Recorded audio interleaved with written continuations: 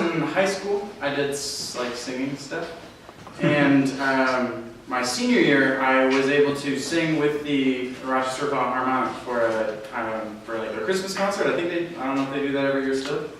But they did that every year, and they would always have like a choir of high school students from like all around the area would come and get to sing Christmas songs. And it was fun, really cool. And one of the things that would happen is we'd come up for rehearsal for a couple of days, and we'd be there all day before the concert.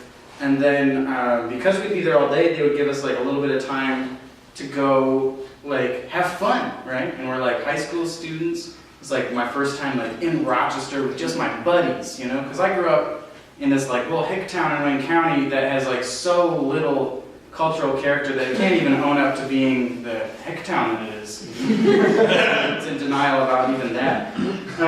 And so it's so fun to be like in Rochester. And so like the usuals, I mean, we were performing there in the Easton Theater. And so the usuals were we'd go to Java's, because that's right there. And then there was a pizza place that I think is still there that's right on East, kind of like right across from Gibbs. That was like the place where like traditionally they'd been doing this concert for years, and they were just like, there's Java's and then there's this pizza place. And like all of the kids who were singing, performing would go to those two places, inevitably. The year before I did this, there was a kid a year older than me in school who is like my predecessor, and then like my good friend, and then like kind of my rival, you know? He was like a guy who I was like living in the shadow of until he left, and then I became the new Jake Madison kind of thing.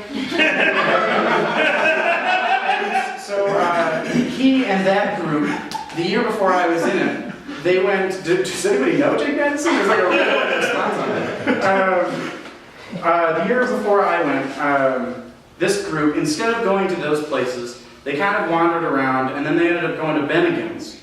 And they like discovered it, and it was like this fun thing for them. They got to go to Bennigan's. Now at this point, none of us are in any delusions that like Bennigan's is like a cool place. It's not really a cool place at all. But it was like cool for them, like they're like juniors and seniors in high school, and they're like just discovering this thing that not all the other kids were going to at the time. So they're like, this is awesome, we're like going to Bennigan's. And so then like, when I get there the next year, we're like, cool, we're gonna go to Bennigan's. And in my head, I know that that's like more, we don't literally mean we're gonna go to Bennigan's. It's this like abstract, this like poetic idea of like wandering Rochester and like finding yourself and like going into this, like discovering something different, you know? That's what going to Bennigan's means. And we were with this kid who we always made fun of, and this poor kid just never got it, you know? He's just this kid who could just never get it. Whatever it was, he just never got it, you know? And he was like, cool, we're gonna go to Bennigan's again, and he doesn't understand the poetry. He had literally like printed off MapQuest of like how to get from the Easton Theater to Bennigan's. And we're like, Jeff, we don't want to go to Bennigan's. And we're telling him, we're like, it's this like magical place, you can only find it if you're not looking for it. It's because they weren't searching specifically for it, and we kept telling him, we kept trying to like go somewhere else. And he's like, no, we need to turn left, like over this way. And we're like, Jeff, if we go straight to Bennigan's, it's not gonna be there.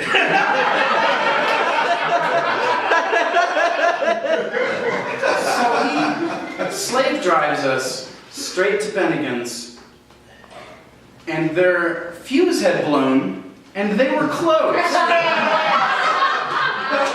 Nothing else around. Everything was fine.